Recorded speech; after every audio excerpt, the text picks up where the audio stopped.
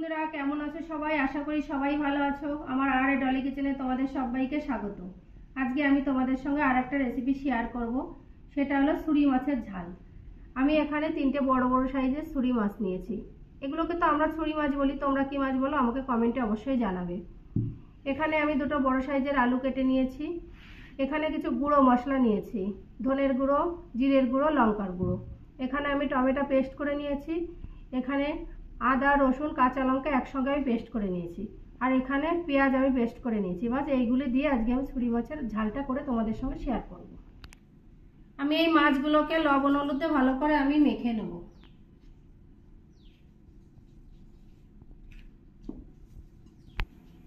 আমি একটা কড়াই নিয়েছি, কড়াইটা আমার গরম হয়ে গেছে। এইটাই আমি সরষের তেল দিয়ে দেব। তেলটা আমার গরম হয়ে গেছে, এবার আমি মাছগুলো ভালো করে ফ্রাই করে নেব। এরকম একটু লাল লাল করে ভালো করে মাছগুলো ভেজে নিতে হবে। বেশি কড়া আমি করব না, একটু কালার এলেই আমি তুলে নেব। পরের মাছগুলো আমি এরকম একই রকম করে সব ভেজে নেব। আমার পরের মাছগুলো সব ভাজা হয়ে গেছে, এবার আমি এগুলো সব তুলে নেব।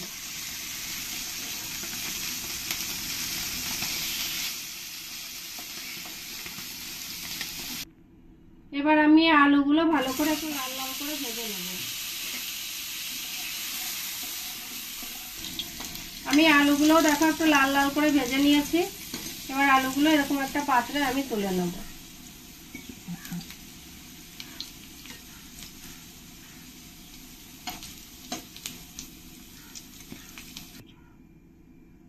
এবার আমি 1/2 চামচ জিরে দিয়ে দেবো। জিরেটা ফুটে গেলে আমি এখানে তেজপাতা আর শুকনো লঙ্কা নিয়েছি, এটা দিয়ে দেবো। এই মাছটা খেতে খুবই ভালো লাগে, আর এরকম করে যদি ঝাল করা যায় তাহলে তো আর কোনো কথাই নেই।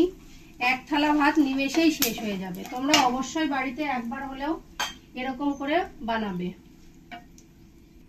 এবার পেঁয়াজ বাটাটা দিয়ে আমি ভালো করে 2-4 মিনিট ধরে আমি কষিয়ে নেব। এবার আমি এখানে আদা, রসুন, কাঁচা লঙ্কা একসঙ্গে পেস্ট করে রেখেছি। এই পেস্টটা এখান থেকে আমি 1.5 চামচ দিয়ে দেবো। দিয়ে ভালো করে একসঙ্গে আমি কষিয়ে নেব।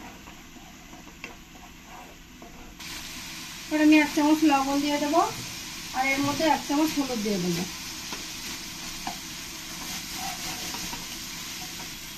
এবার আমি টমেটো পেস্টটা করে রেখেছিলাম, ওটাও দিয়ে দেবো। দিয়ে আমি ভালো করে এরকম করে কষিয়ে নেব। এবার আমি এর মধ্যে একটু গুঁড়ো মশলা আর লঙ্কার গুঁড়ো দিয়ে একসঙ্গে আমি ভালো করে আবার কষিয়ে নেব। এবার আমি এই মশলাটাকে কিছুক্ষণের জন্য ঢেকে রাখবো। দেখো আমার মশলাটা প্রায় কষানো হয়ে গেছে, উপর দিয়ে তেলটা ছেড়ে দিয়েছে। এবার আমি ভালো করে একটু নাড়িয়ে নেব। এবার আমি যে আলুগুলো ভেজে রেখেছিলাম এই আলুগুলো দিয়ে ভালো করে একটু মশলার সঙ্গে মিশিয়ে নেব। আলুটা দিয়ে আমি 2 মিনিট আবার ঢেকে দেবো। দেখো আমার আলুটাও ভালো করে কষানো হয়ে গেছে, উপর দিয়ে ভালো করে তেলটা ছেড়ে দিয়েছে। এবার আমি ভালো করে একবার নাড়িয়ে দেবো। তোমাদের অনুরোধ করছি তোমরা বাড়িতে একবার হলেও এইভাবে বানাবে, বানিয়ে আমাকে কমেন্টে অবশ্যই তোমরা বলবে এটা কেমন হয়েছে। এবার আমি জল দিয়ে দেবো।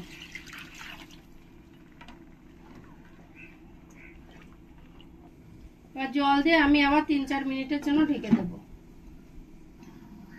দেখো আমার 3-4 মিনিট হয়ে গেছে, আমার জলটাও ভালো করে ফুটে গেছে। এবার আমি যে মাছগুলো ভেজে রেখেছিলাম ছুরি মাছগুলো এবার দিয়ে দেবো। খুব সাবধানে দিতে হবে, এই মাছটা খুব নরম হয়, নইলে ভেঙে যেতে পারে। দিয়ে আবার আমি 3-4 মিনিট ঢেকে দেবো। আমার 3 মিনিট হয়ে গেছে। দেখো আমার ঝোলটা অনেকটা শুকিয়ে আসছে। এবার আমি এর উপর দিয়ে একটু ধনের পাতা দিয়ে দেবো। ধনের পাতাটা তোমাদের ভালো না লাগলে তোমরা নাও দিতে পারো, কিন্তু ধনের পাতাটা দিলে একটু ভালো লাগে, খেতে বেশ ভালোই হয়। এবার আমি এর মধ্যে একটা টমেটো এরকম বড় সাইজের করে কেটে দিয়ে দেবো।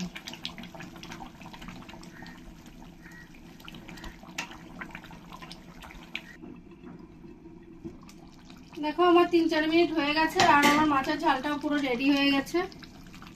আমি একটু ঝোল ঝোলই রাখবো, কারণ ঝোল ঝোল রাখলে খেতে বেশ ভালোই লাগে গরম গরম ভাতের সঙ্গে, তো কোনো কথাই হবে না। এক থালা ভাত নিমেষেই শেষ হয়ে যাবে। তোমরা বাড়িতে অবশ্যই একবার হলেও বানাবে। আমি উপর দিয়ে এবার একটু হালকা করে গরম মশলা দিয়ে দেবো। এবার আমি এরকম একটা প্লেটে সব তুলে নেব।